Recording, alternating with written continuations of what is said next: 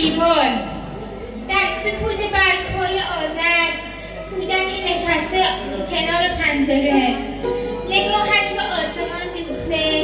دلش اما میان رویاها سوخته دستهایش ناتوان ولی امید در جانش روان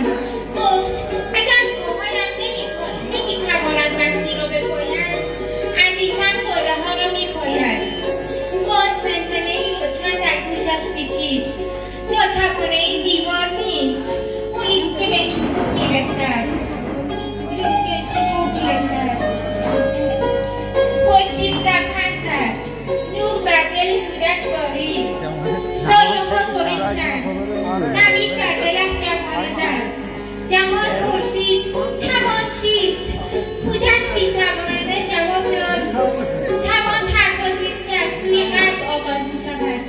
نه از بال و با اولین تپش قلب آرزو پنجره را گشود بی آنکه برخی زد بلند شد و گویی همه محدودیت‌ها فرو ریخت زندگی در برابرش تعظیم کرد و آذر بهار او شد از آن روز هرگاه کسی در مسیر ناتوانایی ترسود داستانش شنود میتوان ایستاد حتی اگر پا نباشد میتوان درخشید حتی اگر نور نباشد میتوان پرواز کرد وقتی باور باشد